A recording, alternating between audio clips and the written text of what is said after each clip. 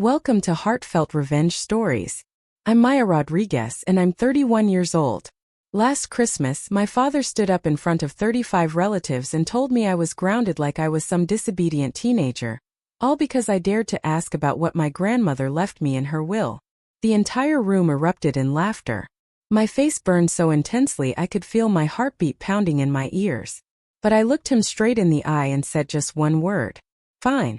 The next morning, he knocked on my bedroom door with that smug look plastered across his face. Finally learned some respect, he said. Then he saw the empty room. No clothes, no bags, no me. Before he could even reach for his phone, the doorbell rang. Standing on the porch was the family attorney, visibly shaken, clutching a briefcase packed with documents my father never knew existed. "Mr. Rodriguez," he said, his voice trembling, "what have you done? Please subscribe and like this video and listen to my story till the end and let me know which city you're listening from. That way I can see how far my story has traveled." Now let me take you back to where this all began, to last October, the morning my grandmother died and everything started to unravel. My grandmother, Isabella Rodriguez, passed away on a Tuesday morning at Seattle Grace Medical Center. She was 89 years old. I got the call from my mother at 6:17 in the morning. I remember the exact time because I was already awake, sitting at my drafting table in my 500-square-foot studio apartment, sketching a community garden for a client in Capitol Hill. Mom's voice sounded fragile, like glass about to shatter. "It's Grandma Bella, Maya. She's gone." I drove the 30 minutes to the hospital in complete silence.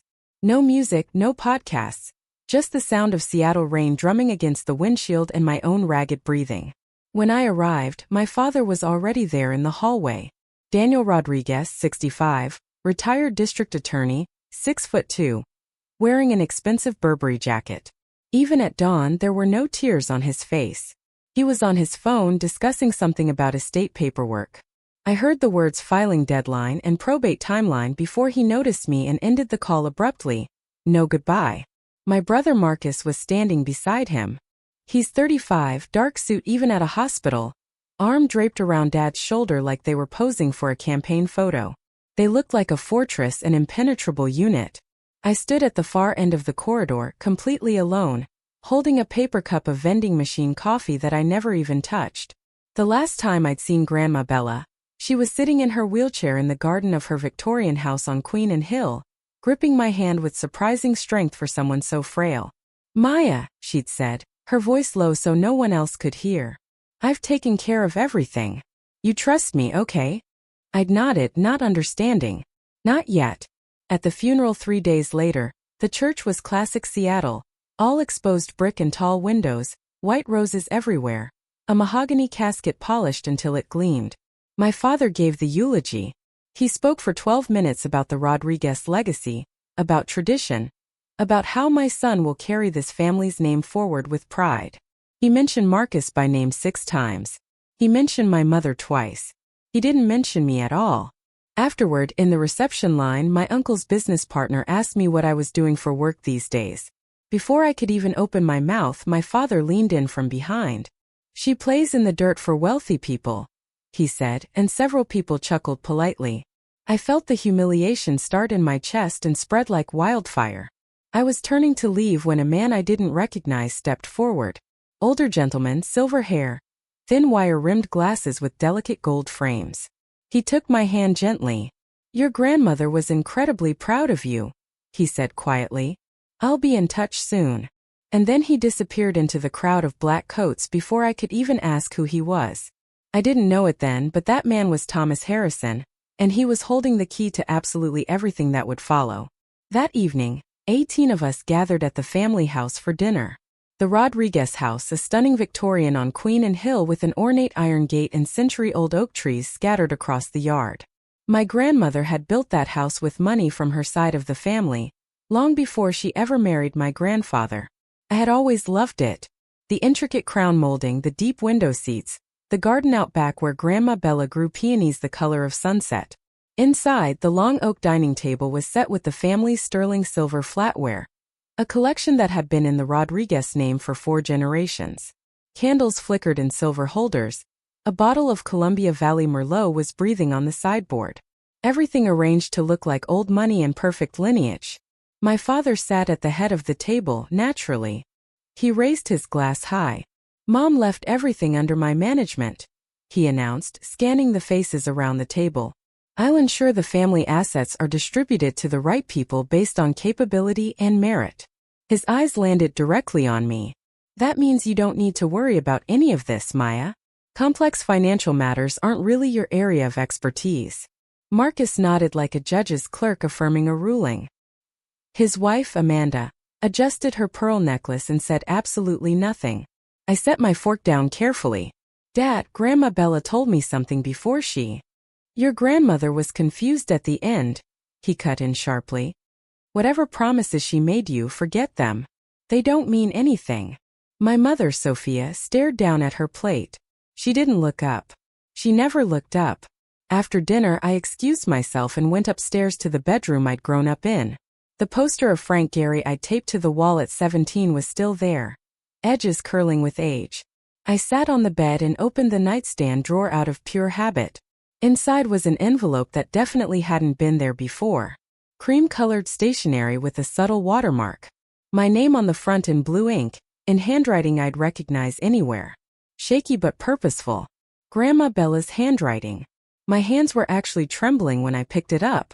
I opened the envelope slowly, sitting cross-legged on the twin bed I'd slept in from ages 6 to 19. The ceiling fan above me still wobbled in that same familiar way. The room still smelled like old wallpaper and cedar. Inside were two things. The first was a letter, 2 full pages, front and back, in Grandma Bella's distinctive handwriting. The pen had pressed hard enough into the paper to leave visible grooves, as though she'd wanted these words to be permanent, physical, something no one could simply erase. The second was a photocopy, partial, maybe 7 pages out of what looked like a much longer document. The header read, "Irrevocable Trust Agreement. Isabella M. Rodriguez, Settler." Halfway down the first photocopied page, highlighted in bright yellow, was a single line. "Beneficiary, Maya Elizabeth Rodriguez." I read the letter with tears streaming down my face, completely unable to stop them. "Maya, if you're reading this, then I'm gone. And your father is already doing exactly what I knew he would do. I'm so sorry I couldn't stop him while I was still alive. I tried in my own way. But men like your father don't hear women. They only hear legal documents.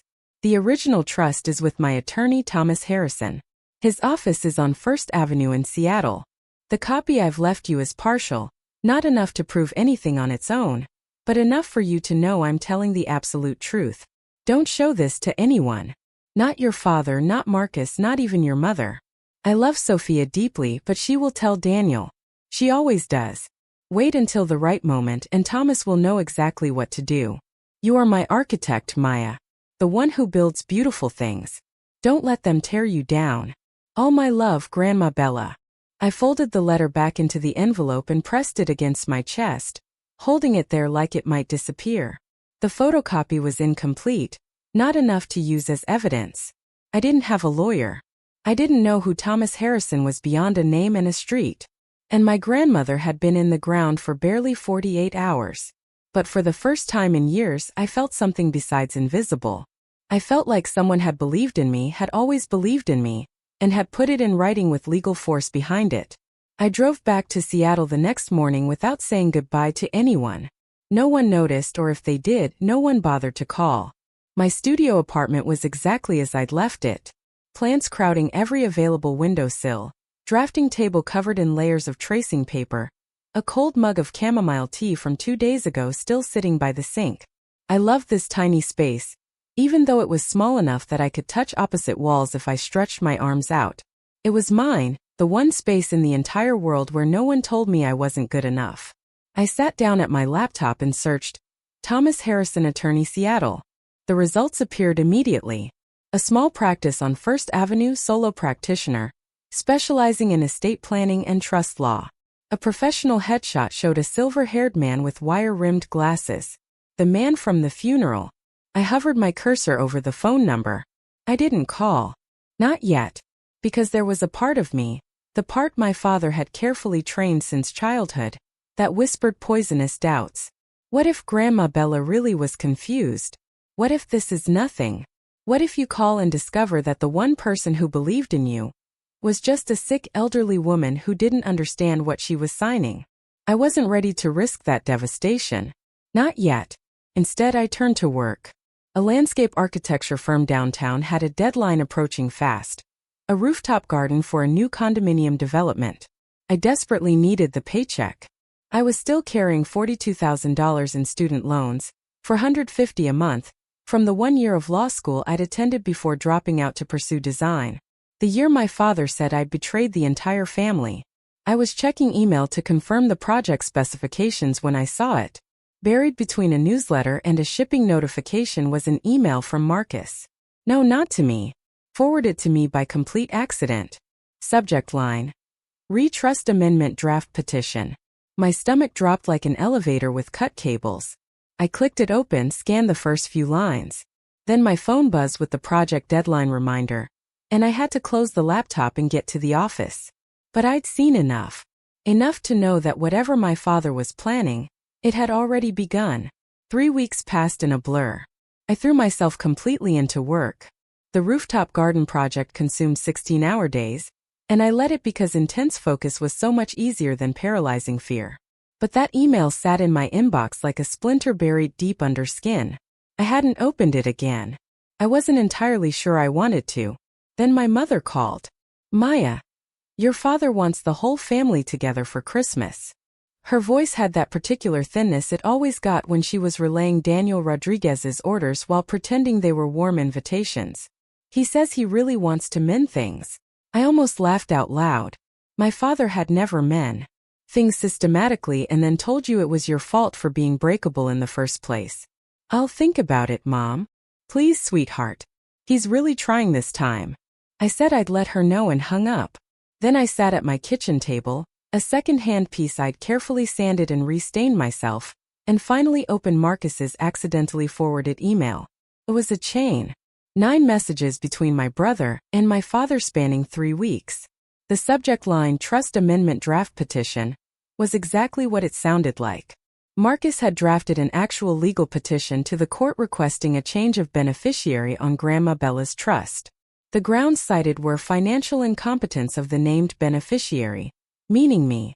The petition argued that I had a documented pattern of unstable career decisions, no significant assets, and outstanding educational debt, inconsistent with responsible fiduciary management. My own brother had written that about me in formal legal language for a court filing. But the line that made my vision actually blur wasn't the legal jargon. It was the casual message Marcus had typed to my father at the bottom of the entire chain. She won't fight it, Dad. She never fights anything.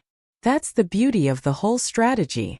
I sat there for a very long time just staring at those words on the screen. Then I took screenshots of every single message in that chain, uploaded them to my cloud drive, and backed them up on a thumb drive I kept hidden in my sock drawer. I called my mother back. Tell Dad I'll be there for Christmas. I was going home, but absolutely not to mend anything. The trap was set.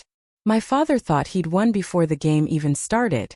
But what he didn't know was that Grandma Bella had spent 8 years building me armor he couldn't see. Stay with me because what happens next at that Christmas dinner will change everything. And if you're feeling what I felt in that moment, that mix of rage and determination, hit that like button right now.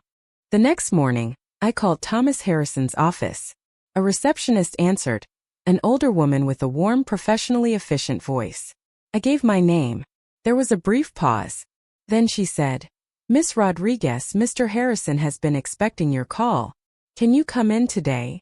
2 hours later, I was sitting across from him in a modest office on First Avenue. Bookshelves lined every single wall, filled with leather-bound legal volumes, dog-eared and covered in colored tabs. An oriental rug that had clearly seen better decades covered the floor. On his desk, a coffee mug had gone completely cold. Thomas Harrison was indeed the man from the funeral. Same silver hair, same wire-rimmed glasses with those delicate gold frames, same measured calm that radiated quiet authority. He looked like a man who had spent his entire career choosing his words with surgical precision. Your grandmother hired me 22 years ago, he said without preamble. I drafted her original will, her living trust, and 9 years ago, after a conversation that troubled her very deeply, She asked me to create an irrevocable trust with you as the sole beneficiary. He opened a leather portfolio and slid a document across the desk toward me. The original, printed on thick cream-colored paper. A notary's red seal from the state of Washington. Signatures at the bottom, clear and legally binding. $670,000 in an educational trust managed by Wells Fargo, he said calmly. Irrevocable means your father, as trustee, cannot alter the beneficiary designation. Any petition to do so requires either your written consent or a court ruling, based on concrete evidence of the settler's mental incapacity at the time of signing. He paused deliberately. Your grandmother anticipated this exact scenario. She had her physician, Dr. Matthews, perform a comprehensive cognitive evaluation the same week she signed the trust. The results are in this file.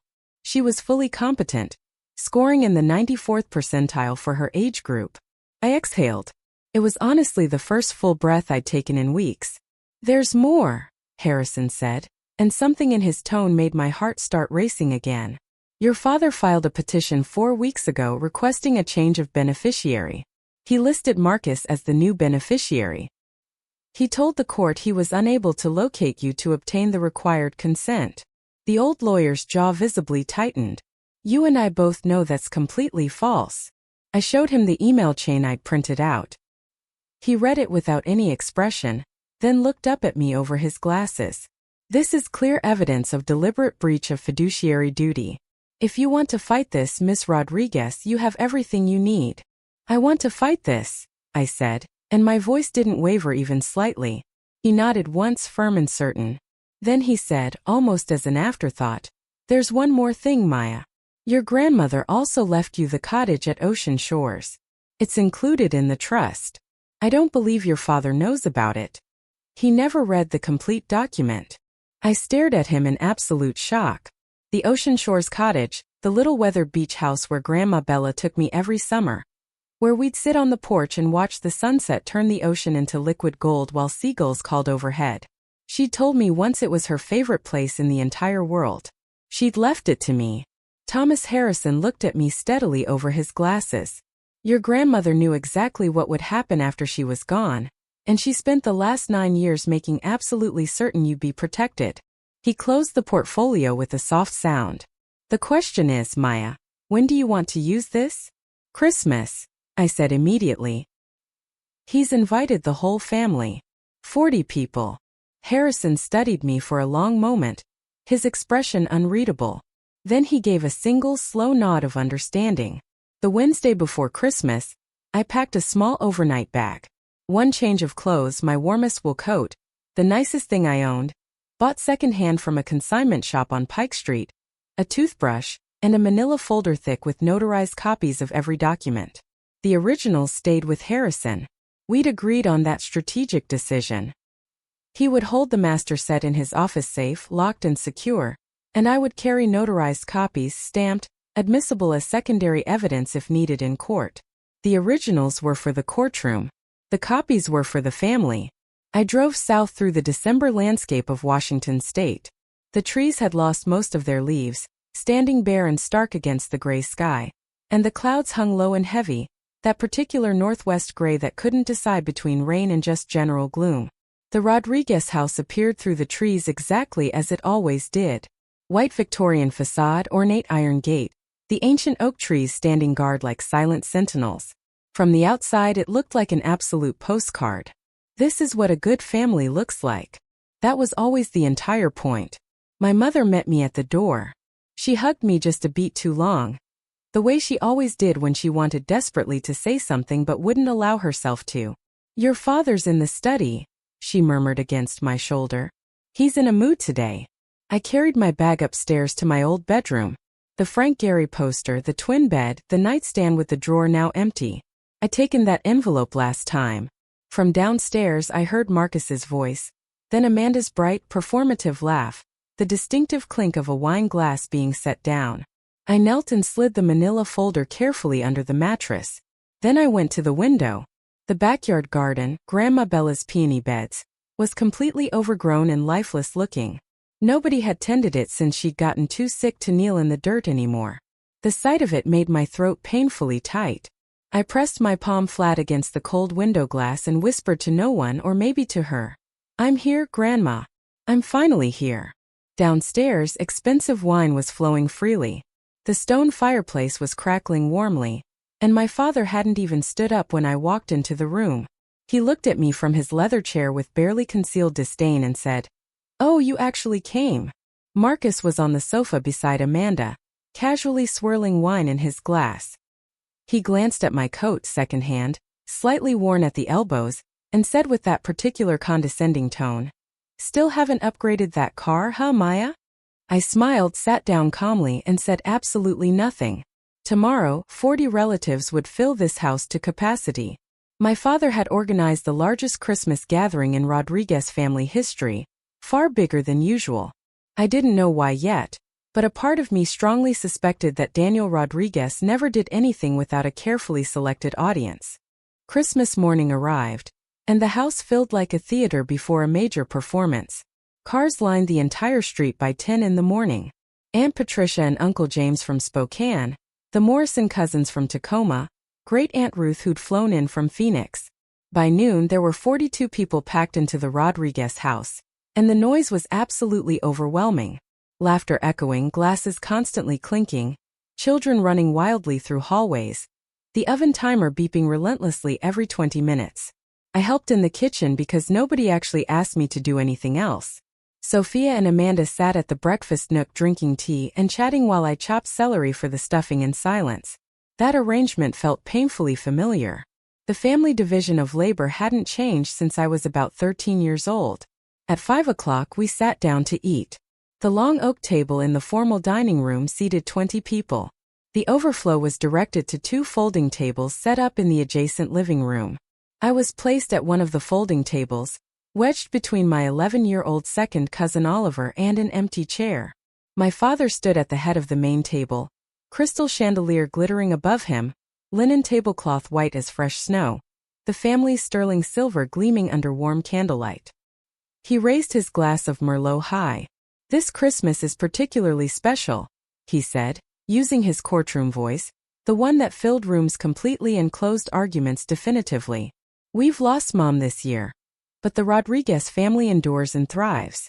And I'm proudest of all of my son Marcus, who just won the biggest case of his entire career." He turned to Marcus with obvious pride. "To you, son." Applause rippled through both rooms.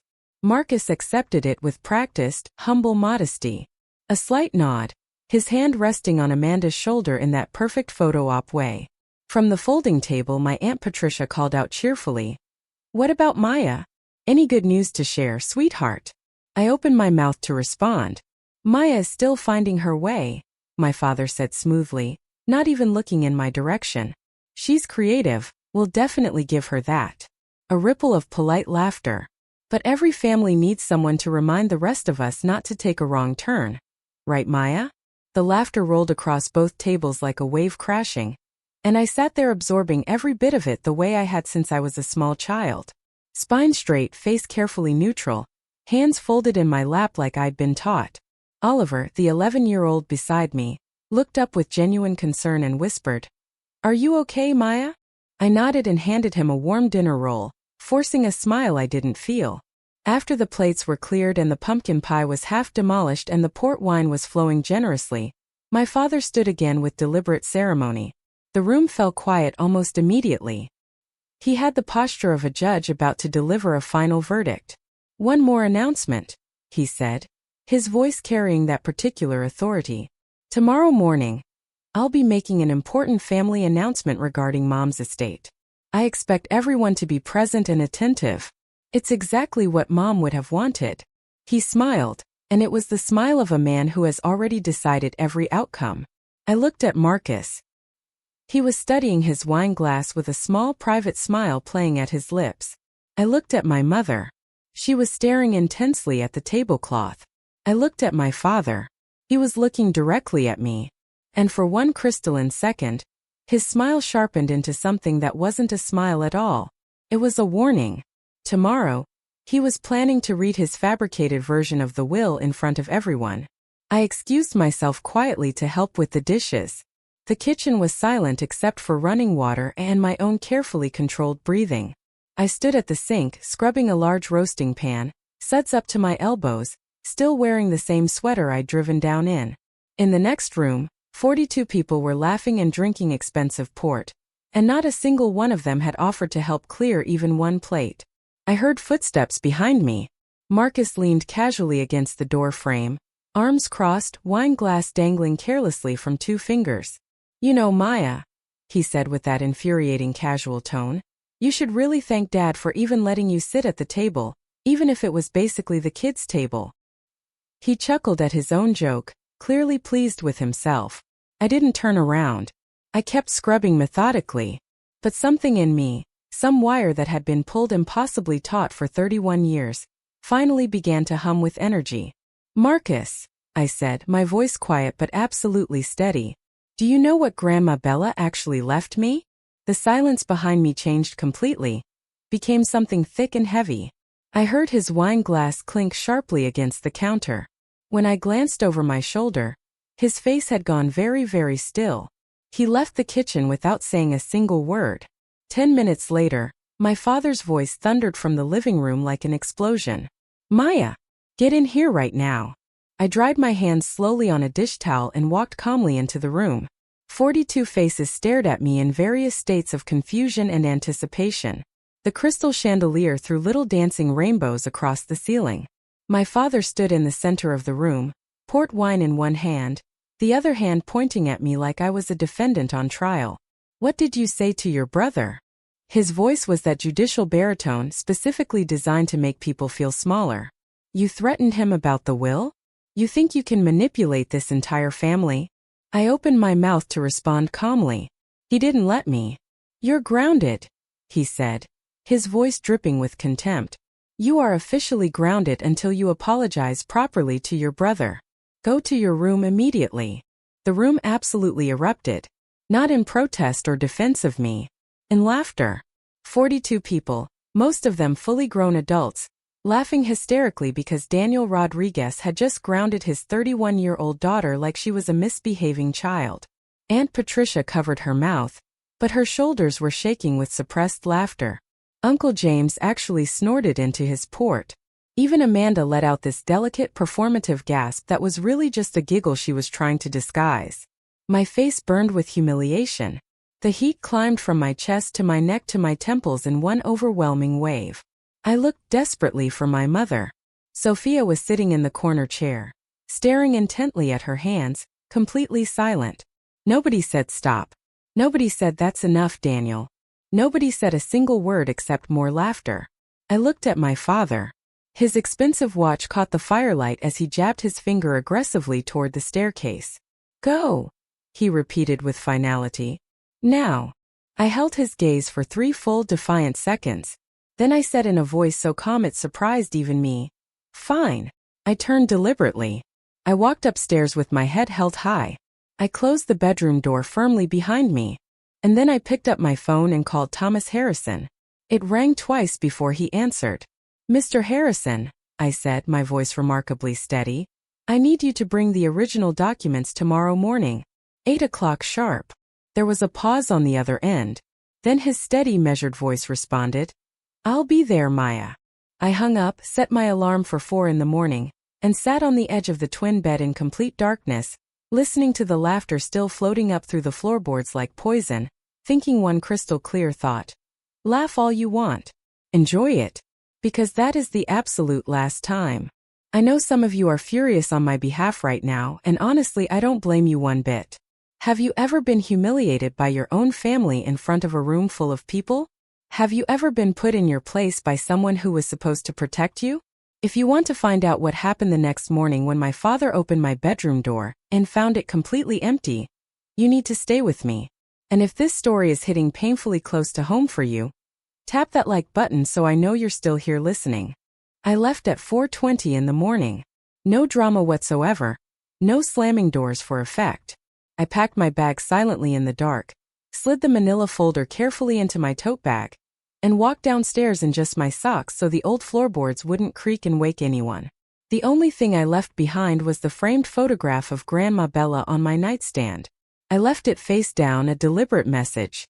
I drove to a 24-hour diner about 4 miles from the house, ordered coffee I was too anxious to actually drink, and just waited for daylight to break. At 7:53 in the morning, I know the exact time because I was watching the clock obsessively, my phone lit up with a text from Marcus. "Where are you? Dad's looking for you." I didn't respond to him. Inside the Rodriguez house, I learned all the details later from my cousin Danny, who witnessed everything. The morning unfolded exactly like this. My father came downstairs at 7:45, freshly showered, wearing a perfectly pressed dress shirt, looking like a man about to chair an important board meeting. He poured his coffee with his usual morning routine, scanned the room casually, and said to no one in particular, "Someone go wake Maya. She has an apology to make to her brother." Nobody moved. Not because they were standing up for me or defending my honor. Simply because nobody wanted to deal with the inevitable confrontation. Daniel climbed the stairs himself, each footstep deliberate. He knocked twice on my door, his authoritative judicial knock. Crisp and expectant. "Maya, it's morning. You ready to apologize to Marcus properly?" Complete silence greeted him. He opened the door with confidence. The bed was neatly made. The closet was standing open and completely empty. The drawers were cleared out. The room held absolutely nothing of me except that single photograph of Grandma Bella, face down on the nightstand like a final punctuation mark. Danny told me later that my father stood frozen in that doorway for a full 15 seconds before his expression shifted dramatically. Confusion first, then something much darker and more dangerous. He came downstairs very slowly, almost mechanically. "Maya's gone," he announced to the 25 relatives still lingering over breakfast, his voice flat and tightly controlled. "She left in the middle of the night like an absolute coward." Marcus looked up from his laptop and actually smiled with satisfaction. "Well," he said smugly, "that certainly settles everything." My father nodded in agreement. "It absolutely does." Now, I was planning to make the estate announcement at 10 o'clock, but since the only person who might possibly object has run away like a child. The doorbell rang, cutting him off mid-sentence. My mother opened the front door hesitantly, and there on the porch, dressed in an impeccable gray suit, holding a brown leather briefcase, with an expression like an approaching storm, stood Thomas Harrison. "I'm Thomas Harrison," he said with quiet authority. "Attorney for Isabella Rodriguez. I need to speak with the entire family immediately." The dining room went quiet in distinct stages. First, the conversation nearest the front door stopped abruptly. Then a ripple of absolute silence spread table by table until even the children stopped their fidgeting and games. Thomas Harrison walked into that room the way a seasoned prosecutor walks into a courtroom. Unhurried, deliberate, and completely certain of his authority and purpose. He set his leather briefcase on the dining table, right on top of the leftover Christmas linen, and unclasped it without bothering to sit down. His hands, I was told later, had a visible tremor. Not from nerves or fear. From pure righteous anger. My father rose slowly from his chair at the head of the table. He was taller than Harrison by several inches, broader by at least 40 pounds. He used every bit of that physical advantage. "Thomas." The name came out like a warning shot. "You were not invited here. This is my home." Harrison looked at him directly, unflinching. "This is the home that Isabella Rodriguez built with her family's money, Mr. Rodriguez. And I'm here because I have a legal obligation, a fiduciary duty, to the beneficiary of her trust. Maya has no rights to anything. Maya is the sole named beneficiary of an irrevocable trust executed 9 years ago. You know this perfectly well. You've known it since the day your mother signed those documents." The room became so still you could have heard a pin drop on carpet 3 rooms away. 40 pairs of eyes moved between the two men like spectators at a championship tennis match, which in a very real way, they were witnessing. Daniel's jaw clenched visibly. My mother was in cognitive decline. Whatever she signed was signed in the presence of 2 completely independent witnesses and accompanied by a physician's comprehensive evaluation confirming full mental competency. Harrison interrupted smoothly. He opened the briefcase with practiced precision and removed a thick folder. "I have all the documentation right here. Would you like me to read it aloud, Mr. Rodriguez? To everyone present."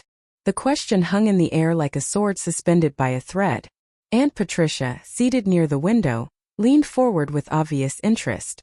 Uncle James carefully set down his coffee cup. Even the children had gone completely silent, sensing the enormous tension. Daniel Rodriguez looked at the folder in Harrison's hands the way a man looks at a loaded weapon pointed directly at his chest. Then he straightened his shoulders with visible effort and said very quietly, almost dangerously, "Get out of my house right now." "Sir," Harrison said calmly, "what have you done?" What happened next is something I've replayed in my mind literally hundreds of times, because it was the precise moment when my father's carefully constructed mask finally cracked completely. Not slowly or gracefully, but in a sudden ugly split right down the center of everything he'd built. My father stepped aggressively toward Harrison. "I said get out. You're trespassing on private property. I'll call the police immediately." "You're certainly welcome to do that," Harrison replied, not moving even an inch backward. "And when they arrive, I'll show them the petition you filed with the court 5 weeks ago. The one where you explicitly claimed you were unable to locate the beneficiary of your mother's trust." He paused for maximum effect. "The beneficiary whose phone number you have saved in your contacts, whose address you know perfectly well, who was sleeping in this very house last night." Daniel's face went through a visible sequence. Red with rage, then white with shock, then a kind of mottled gray color that looked genuinely unhealthy. Around the room, I could see the reaction spreading like ripples in disturbed water. Patricia pressing her hand to her mouth in shock. Uncle James's brow furrowing deeply. Cousins exchanging significant glances with each other. That's when Marcus stood up abruptly. My brother, the golden child, the brilliant attorney, the one who always knew the perfect angle, stepped forward with his hands raised in what he clearly thought was a calming gesture. "Mr. Harrison," he said in his smoothest professional voice, "I appreciate your concern here, but any documents you're referencing can certainly be contested through the appropriate legal channels. You drafted the petition yourself, didn't you, Mr. Rodriguez?" Harrison turned to face him directly, his voice quiet, precise, absolutely surgical in its accuracy. "You personally prepared a filing to change the beneficiary of an irrevocable trust on behalf of your father, who is also the trustee. I have copies of the emails between you. All of them." Marcus's professional composure didn't just crack. It evaporated completely.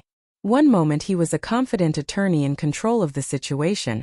The next he was a man whose mouth had gone slack and whose eyes had darted involuntarily, unmistakably, toward his father in panic. "Dad," he said under his breath, barely audible, "we need to talk privately about this immediately." Daniel didn't even look at him. "No. I have absolutely nothing to hide from anyone." Aunt Patricia stood up slowly from her chair. Her voice when she spoke carried the particular authority of a woman who had watched a family lie to itself for literal decades, and had finally had enough of the performance. "Daniel," she said firmly, "let the man speak his piece." A murmur of agreement rippled through the room, not loud or defiant, but undeniably present. Like the first small cracks appearing in a frozen lake before the entire surface gives way catastrophically. My father looked around the room carefully and saw, perhaps for the very first time in his life, that the audience he'd so carefully assembled for his own grand performance was no longer on his side at all. "This is completely absurd," he said, but his voice had lost all its courtroom resonance. It sounded smaller, thinner, fragile like tissue paper held up to harsh light. My father did what he always does when he feels control slipping away. He escalated dramatically. But what he didn't know, what he couldn't possibly have known, was that I wasn't coming to that house to beg or apologize. I was coming to burn his entire kingdom down with legal documents he never bothered to read. Stay with me, because the next part is where everything he built comes crashing down around him. My father did what my father has always done throughout his entire life. When he feels the ground shifting beneath him, threatening his authority, he escalated aggressively. "Everyone, listen to me carefully." He raised both hands dramatically, palms out, the practiced gesture of a judge restoring order in an unruly courtroom. "This man," he jabbed a finger accusingly at Harrison, "was hired by my mother years ago when she was already beginning her mental decline. He's been filling Maya's head with complete fantasies and false promises. This is a private family matter, and I absolutely will not have an outsider." "Daniel," Harrison's voice cut through like a precision blade. I served your mother faithfully for 22 years. I am not an outsider in any sense. And I am here because you systematically violated the terms of a legal instrument that you swore as trustee to uphold with integrity. Out.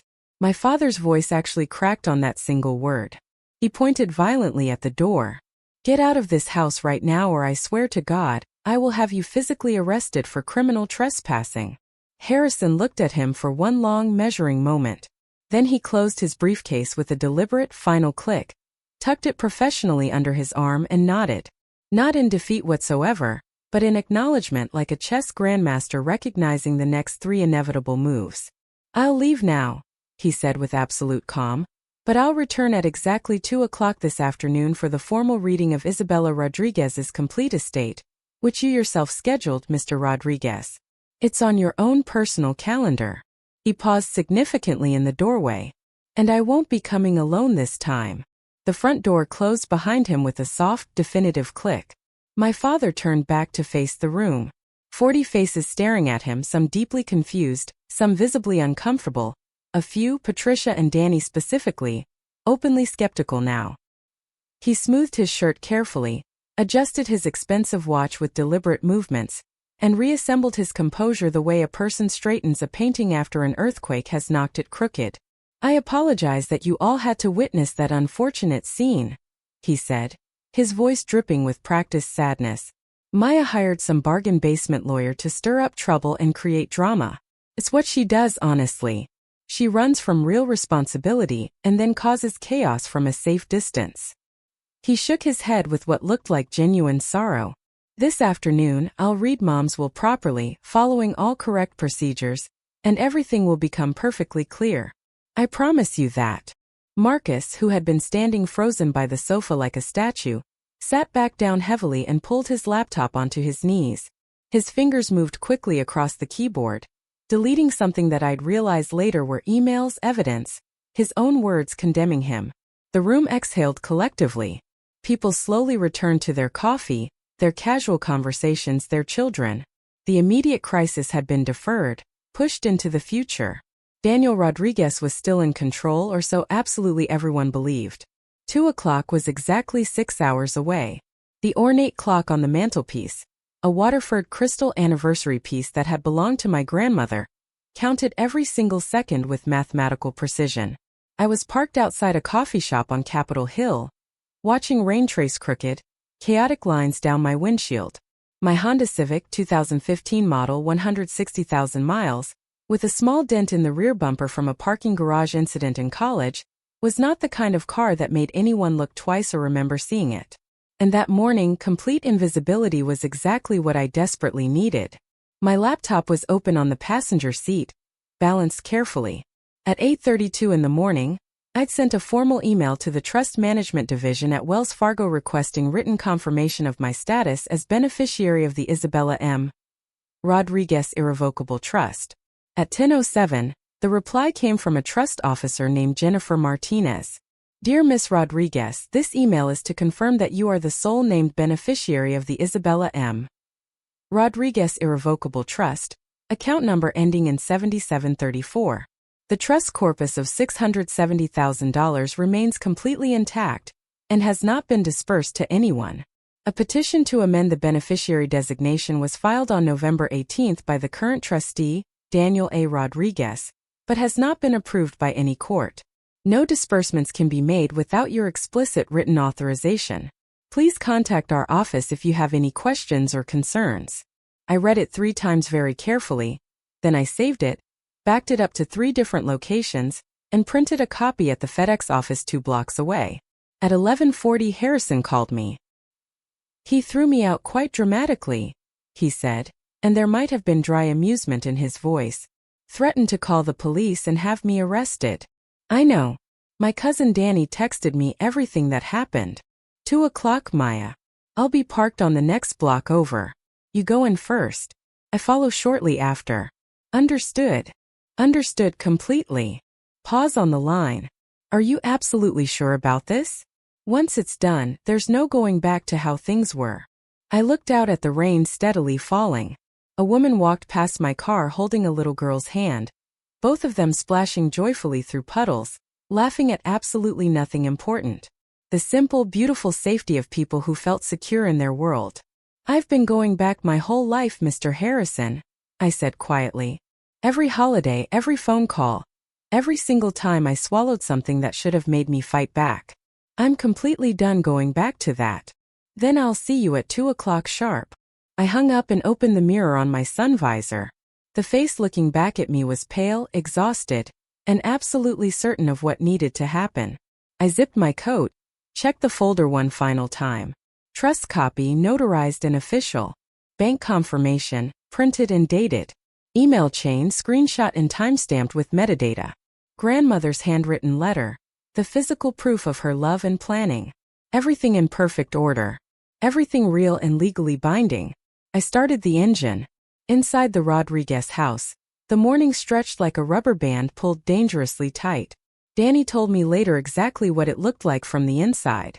After Harrison left so dramatically, the casual post-Christmas ease had completely curdled into something toxic. People were still talking, still pouring coffee, still picking at leftover pie, but the conversation had developed a new, uncomfortable undercurrent.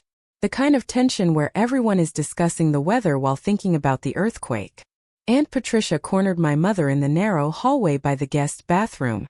"Sophia," she said quietly but firmly, "is Daniel absolutely sure everything is in proper legal order? That lawyer this morning didn't look like a man who was bluffing at all." My mother's eyes were rimmed red from crying. "I don't know, Patricia. Daniel doesn't tell me anything about the finances or legal matters. He never has, not once in 35 years. Patricia looked at her for a long, significant moment and said nothing, which from Patricia said absolutely everything. In the kitchen, Danny pulled out his phone and texted me. "You okay? What's happening? Everyone's freaking out." I replied simply, "I'm okay. Be there at 2. Please be in the room when I arrive. I need you there." He wrote back instantly, "I'm not going anywhere. I promise." Meanwhile, in my father's private study, the room with the leather chair and the legal volumes on mahogany shelves and the framed photographs of Daniel shaking hands with various Washington state judges, my father was making increasingly frantic phone calls. Danny heard him through the door, his voice growing louder and more desperate with each failed attempt. It was the Friday after Christmas. Every single attorney's office in Seattle had their voicemail on, completely unreachable. Daniel Rodriguez, former district attorney, could not reach a single lawyer for advice. Marcus appeared in the study doorway looking pale. "Dad," he said very carefully, "maybe we should seriously consider postponing this reading. Give ourselves time to properly." "No." My father's voice was absolute granite. "I don't retreat from anyone. Not from Thomas Harrison, not from Maya, not from anyone in this family. We do this today exactly as planned." Marcus closed his mouth immediately. He looked, Danny said, like a man who has just realized the lifeboat he's sitting in has a massive hole in it. The Waterford clock on the mantelpiece struck noon with 12 clear chimes. 2 hours remaining. At 12:45, I walked into Harrison's office for the last time before everything would change forever. He had the complete dossier spread across his desk in 4 meticulously neat stacks. I sat across from him and he walked me through each stack point by point, the way a surgeon carefully reviews x-rays before making the first incision. Stack 1. The original irrevocable trust. Cream-colored paper, official notary seal. Isabella's signature in distinctive blue ink. Steady and deliberate. Nothing remotely like the handwriting of a confused elderly woman. Beside it, the physician's detailed letter from Dr. Matthews confirming complete cognitive competency at the time of signing. Date stamped, countersigned, medically verified. Stack 2. The email chain between Daniel and Marcus, printed with full metadata clearly showing timestamps, sender addresses, and routing information. The words "she won't fight it," highlighted in bright yellow on the last page like a beacon. Stack 3.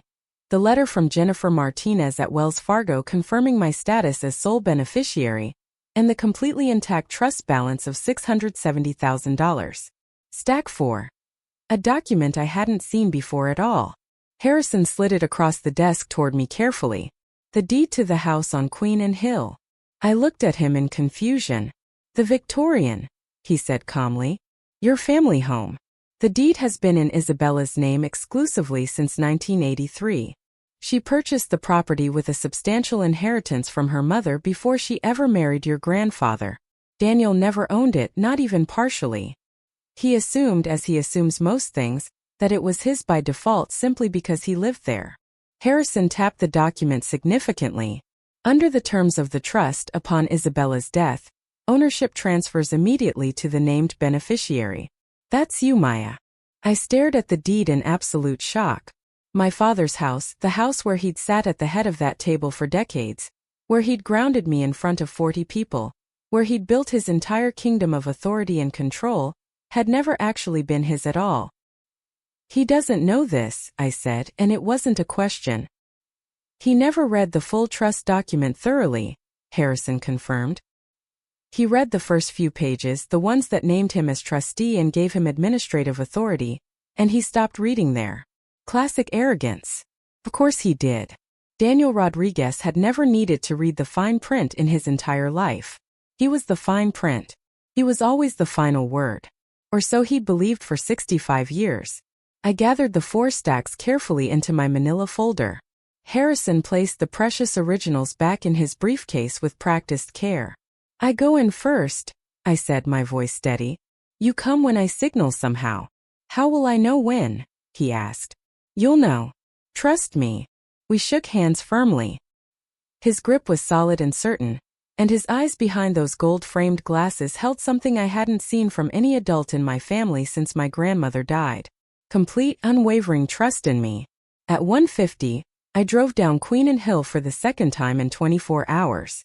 My hands were steady on the wheel. My heart was pounding. And in my bag was every piece of evidence I needed to destroy my father's lies completely. If you're still with me, if you need to see how this ends, stay right here. Because what happens in that living room in the next 10 minutes will change 42 people's lives forever.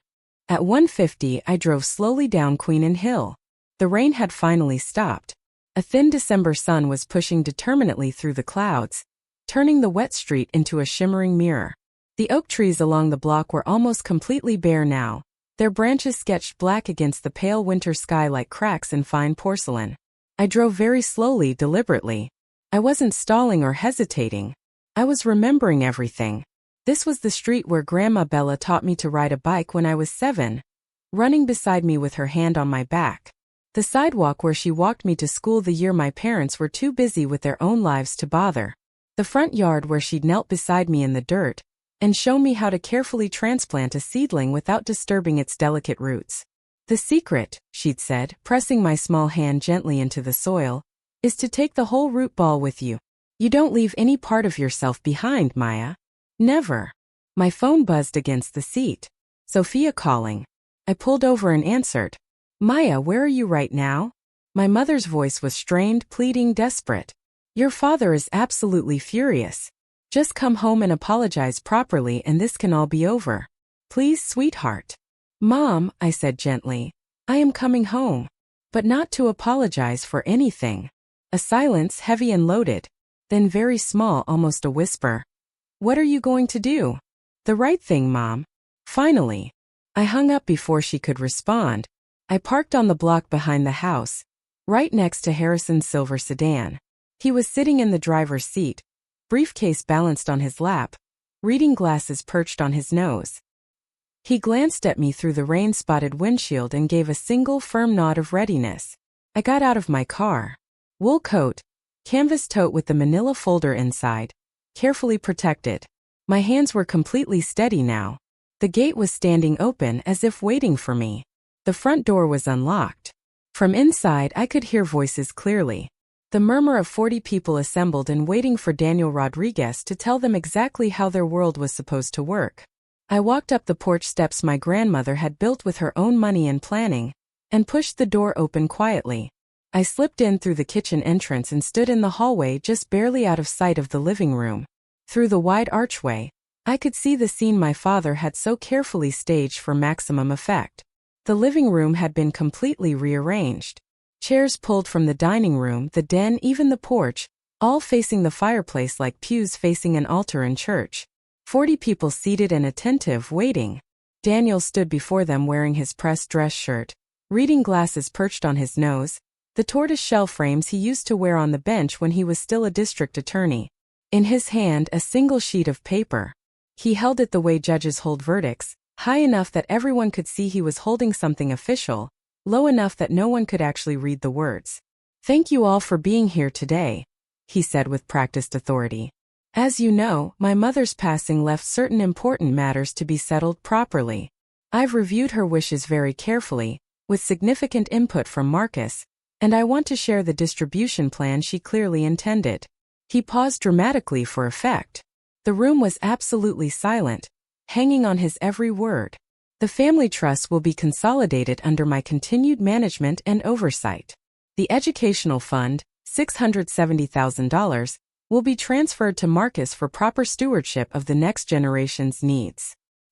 He glanced up as though checking his audience's reaction. As for Maya, a small condescending smile. Mom wanted her to have a gesture of goodwill and family love. $8,000. A few sympathetic nods around the room. Amanda placed her hand gently on Marcus's arm in a show of support. Marcus lowered his eyes in a performance of such polished humility it could have won awards. "Are there any questions?" my father asked, scanning the room with confidence.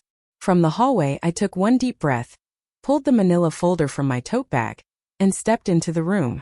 Behind me, the front door opened quietly. Thomas Harrison walked in. Tell me in the comments what you would have done in that exact moment. And if you've dealt with something similar in your own family, share your story with me.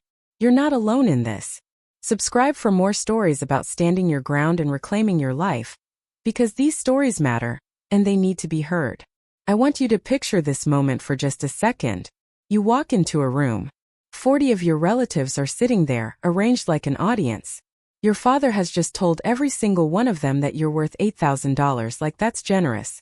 He's holding a piece of paper like it's some kind of legal gavel. And you? You're holding the absolute truth in your hands. What would you do? Tell me honestly in the comments. Every single head in the room turned toward me simultaneously. 42 faces, some genuinely surprised, some confused, a few actually pleased to see me. My cousin Danny, sitting in the back row, gave me a small, encouraging nod. Aunt Patricia straightened visibly in her chair. My father's expression went through 3 distinct phases in about 2 seconds. Surprise, then annoyance, then that hardening I knew so well. The courtroom mask snapping firmly back into place. "Well," he said with obvious disdain, "the prodigal daughter returns dramatically." A few obligatory, uncomfortable chuckles from the crowd. "I assumed you'd run off permanently this time. Are you here to apologize to your brother finally?" "No," I said. My voice was level, calm in a way that surprised even me, because my heart was absolutely slamming against my ribs so hard I was certain people could see it through my coat. "I'm here to hear the will. The real one." I walked past him, past his pointing finger, past his expensive watch, past the chair where he'd held court for 30 years, and set the manila folder on the table beside the fireplace with a solid sound. Harrison stepped in behind me, briefcase in hand, gray suit, the quiet authority of a man who had been doing this for decades and knew exactly what he was doing. "What is this?" Daniel said, and the annoyance was curdling rapidly into something uglier, more dangerous. "I told you this morning, get out of my house immediately." I turned to face the room. Not my father. The room. The people. "I'm sorry to interrupt," I said clearly, "but what my father just read to you is not my grandmother's will. It's not her trust document. It's a distribution plan he wrote himself." I placed my hand on the folder. "This is the original irrevocable trust that Isabella Rodriguez executed 9 years ago. It was filed with her attorney, Mr. Harrison, and verified by Wells Fargo, the institution managing the trust fund." I opened the folder carefully. My grandmother named one beneficiary. Me. Silence. Not the polite, performative silence of a family gathering. The absolute, atmospheric silence of a room full of people who have just realized they are witnessing something they cannot undo. Something that will change everything. My father's face drained of all color. Not gradually over seconds. All at once, instantly, like someone had pulled a plug. Aunt Patricia said very clearly and very firmly, "Let her speak. Let her finish." Harrison stepped forward with purpose. He opened his briefcase on the table beside my manila folder, removed the original trust document, and held it up so the entire room could see the notary's official red seal. The state of Washington, bright as a stop sign against the cream-colored paper. This is the irrevocable trust of Isabella Margaret Rodriguez, he said. His voice carried perfectly, the way good lawyers' voices carry without shouting, without any strain whatsoever. Executed on April 9, 9 years ago. I was personally present at the signing along with two completely independent witnesses. A retired clerk of court named Dorothy Chan, and a certified public accountant named Michael Torres. Both are available to testify and confirm every detail. He began to read in that clear, authoritative voice. The settlor, Isabella M. Rodriguez, hereby establishes this irrevocable trust for the sole benefit of her granddaughter, Maya Elizabeth Rodriguez. He paused deliberately and looked at the room over his glasses. Trust corpus. A sum of $670,000, held and managed by Wells Fargo Bank, Seattle, Washington. He continued reading.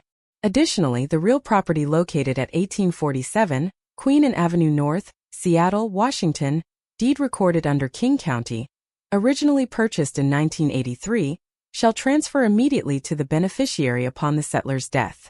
A gasp, audible and collective, swept through the entire room like a physical wave. Uncle James leaned forward so far his chair actually creaked loudly. Patricia closed her eyes briefly, then opened them and looked directly at my father with something like pity mixed with disgust. The house, someone whispered from the back row. She left her the entire house. Harrison continued calmly, relentlessly. As trustee, Daniel A. Rodriguez was given administrative authority only. He was expressly and specifically prohibited from altering the beneficiary designation, dispersing any funds without the beneficiary's written consent, or encumbering the real property in any way whatsoever. Harrison lowered the document and looked directly at my father. In the past 2 months, Mr. Rodriguez has filed a petition to change the beneficiary to his son, Marcus, claiming he was unable to locate Miss Rodriguez. He also failed to notify her of the trust's existence after Isabella's death, as required by Washington state law. Harrison reached into the briefcase and produced the printed email chain. He held it up, the yellow highlighting visible from across the entire room. These are emails between Daniel Rodriguez and Marcus Rodriguez, in which Marcus drafted the fraudulent petition and Daniel approved it explicitly. He read aloud the line that had burned itself permanently into my memory. She won't fight it, Dad. She never fights anything. That's the beauty of the whole strategy. The room turned as one to look at Marcus. My brother was sitting very, very still, his hand frozen on Amanda's arm like a statue. His face had gone the color of old ash. Amanda slowly, very carefully, extracted her arm from under his hand and folded both of hers in her lap, physically distancing herself. Aunt Patricia shook her head slowly. Uncle James muttered something under his breath. Danny stood up from his chair in the back row and walked forward deliberately to stand beside me, not saying anything, just standing there, present and supportive. My father opened his mouth, closed it, opened it again like a fish gasping. She was confused, he said, but the words came out threadbare, worn completely through from desperate overuse. My mother didn't know what she was signing. She was elderly and... Harrison's response was immediate and absolutely surgical. Your mother's physician, Dr. Helen Matthews, conducted a comprehensive cognitive evaluation the same week as the signing. The results are thoroughly documented and included in this file. He placed the medical report on the table with a solid sound. Isabella Rodriguez scored in the 94th percentile for her age group. She was mentally sharper than most of the people in this room right now. A long, heavy beat of absolute silence. Then from the back, Great Aunt Ruth, 83 years old, Isabella's younger sister, who had said almost nothing for 2 entire days, spoke in a clear, strong voice. Isabella told me about the trust, she said quietly but firmly. 9 years ago. She said, Daniel will try to take it, but I've made absolutely certain he can't. She knew. She always knew exactly what she was doing. My father looked at Ruth, then at Patricia, then at the room full of faces that were no longer looking at him with respect or deference or even polite neutrality. They were looking at him the way you look at something you've just discovered was rotten underneath a polished surface. He had assembled his own audience so carefully, and they had just become his jury. My father turned on Marcus, and the alliance they'd built over 35 years of shared entitlement collapsed in a single devastating sentence. "Say something." Daniel's voice broke open, raw and jagged and desperate. "You're the lawyer here. Contest it. Do something." Marcus didn't move. He sat on the sofa, laptop still on his knees, and spoke in a voice so low that only the front row could hear him clearly. "Dad, irrevocable means irrevocable. You can't contest it. I told you that from the very beginning. You told me you'd handle it somehow." My father's hand came down on the back of a dining chair with a crack that made the nearest cousins actually flinch. His knuckles went white around the wood.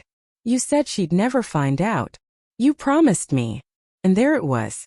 In front of 40 witnesses, my father had just confirmed every single detail Thomas Harrison had presented. Marcus had told him it was risky. Daniel had pushed forward anyway. And both of them had agreed in writing that I was too passive to ever fight back. The wine glass that Daniel had been holding, the same one he'd been sipping from when he grounded me the night before, slipped from his other hand and shattered on the hardwood floor. The dark red wine pooled on the floor and spread slowly toward the Persian rug, and nobody moved to clean it up. Nobody moved at all. Then something shifted dramatically in the room. My father's entire posture changed. The aggression drained away completely, and in its place came something I had seen him use 1,000 times before. On my mother, on me, on anyone who cornered him. He softened his voice deliberately. He lowered his shoulders. He turned to me with glistening eyes that looked almost convincing. "Maya, sweetheart." The word sweetheart landed like a counterfeit bill on a counter. Obviously fake. I was only trying to protect the family's assets properly. "You're young. You don't have experience with this kind of significant money. I was doing this because I love you deeply." I looked at him. The man who had called my career a complete joke. Who had seated me at the children's table. Who had grounded me at 31 in front of every relative I had. Who had told a court he couldn't find me when I was sleeping in his own house. I let the silence hold for 3 full seconds. Then I said clearly, "You didn't do this because you love me, Dad. You did this because you've never believed a daughter deserves the same as a son. And that's not love. That's just control and arrogance." My mother stood up slowly. I hadn't noticed her crying, but her face was wet with tears and her hands were trembling visibly. She looked at my father, the man she'd been silent beside for 35 years, and said in a voice that shook but absolutely did not break, "You owe her an apology, Daniel. You've owed her one her entire life." The room held its collective breath. My father looked at my mother as though she had spoken in a language he didn't recognize at all. Then he looked at me. Then at the 40 faces watching him with judgment in their eyes. He said nothing at all. He turned and walked into his study and closed the door firmly behind him. In the minutes that followed, the room rearranged itself. Not the furniture but the people. The invisible lines of allegiance that had structured every Rodriguez gathering for as long as I could remember shifted quietly and permanently, like tectonic plates moving deep underground. Aunt Patricia reached me first. She pulled me into a hug that smelled like expensive perfume and coffee. "Your grandmother would be so incredibly proud of you right now, Maya. So proud." Danny squeezed my shoulder hard. "I always knew you were the toughest one in this family," he said. "You just never needed to prove it before now." Cousins I hadn't spoken to in years came forward. A handshake, a nod, a quiet, "I'm sorry, Maya. I'm so sorry." Not all of them. Some stayed seated, uncomfortable, staring at the floor. A few stood up and left quietly, not in protest, but in the way people leave a room where something has broken that they don't know how to fix. Marcus rose from the sofa. He didn't look at me. He took Amanda's arm and walked toward the front door without a word. Amanda paused in the hallway, reached up and unclasped her pearl necklace, the expensive one she'd been wearing all weekend like a badge of status, and dropped it into her coat pocket, as though she wanted to make herself smaller, less visible, less associated with what had just happened. Harrison was already organizing the documents back into his briefcase with practiced efficiency. "I'll file the petition to remove Mr. Rodriguez as trustee first thing Monday morning," he said to me. The court process takes approximately 30 to 40 days. In the meantime, the trust is frozen. No disbursements, no changes whatsoever. I nodded, barely able to speak. The living room was emptying slowly. The Christmas linen on the table was creased and stained with spilled port wine. The Waterford crystal clock on the mantelpiece read 2:53. The whole thing had taken 53 minutes. 31 years of silence answered in 53 minutes. Monday morning, Thomas Harrison filed 3 separate documents with the King County Superior Court. The first was a petition to remove Daniel A. Rodriguez as trustee of the Isabella M. Rodriguez Irrevocable Trust, citing clear breach of fiduciary duty. The second was a formal request to appoint Harrison as interim trustee until I could designate a permanent replacement. The third was a complaint filed with the Washington State Bar Association against Marcus R. Rodriguez alleging serious violation of the rules of professional conduct. Within 3 weeks, the court granted the trustee removal on an emergency interim basis. Daniel didn't contest it. His attorney advised him bluntly that he had absolutely no legal standing. The $670,000 educational trust was transferred to an account in my name at Wells Fargo. The deed to 1847 Queen and Avenue North was updated. My name replaced Isabella's as owner. The Victorian house, the ornate iron gate, the oak dining table, the garden where my grandmother grew peonies was mine. Marcus received a formal notice of investigation from the Washington State Bar. The process took months, but the outcome was already taking shape. A 1-year suspension of his license. My father called me once for days after the filing. I answered because I thought even then, even after everything, that maybe he would finally say the words I'd waited my whole life to hear. He didn't. He said, "You've destroyed this entire family, Maya." I said, "No, Dad. You did. I just brought the receipts." He hung up. I haven't heard from him since. 2 weeks after the court order, I drove to Queen and Hill with a single key on a plain brass ring that Harrison had handed me across his desk. "It's yours," he'd said simply. And for some reason, those 2 words undid me more than anything else had. I parked on the street. The oak trees were completely bare now, their branches a delicate lattice against the winter sky. The iron gate swung open with a creak I'd heard 10,000 times. The porch steps, Grandma Bella had them replaced in 2011, cedar over the old pine, still had her welcome mat. Faded green, a pattern of ferns. I turned the key. The door opened into the foyer, and the smell hit me first. Wood polish, old books, a trace of the lavender sachets my grandmother kept in every closet. The house was silent in a way I'd never experienced. My father's presence had always been the dominant frequency here. His voice filling every room, his opinions occupying every conversation. Without him, the house breathed differently. It breathed like it was finally resting. I'm telling you this story from the porch of the Ocean Shores cottage right now. It's a Saturday afternoon. The tide is out. The beach stretches for miles. And I come here on weekends when I need to remember what peace sounds like. I'm not telling this story to teach anyone a lesson. I don't believe in that. Every family is its own complicated country with its own laws and its own wars. And the people inside it are the only ones who know the real map. I can't tell you what to do with your father, your mother, your brother, your inheritance. I can only tell you what I did. Here's what I know now, what I've learned. Silence isn't agreement. I spent 31 years being quiet at dinner tables, and the people around me took that silence and called it consent. It wasn't consent. It was just a woman who hadn't found her evidence yet.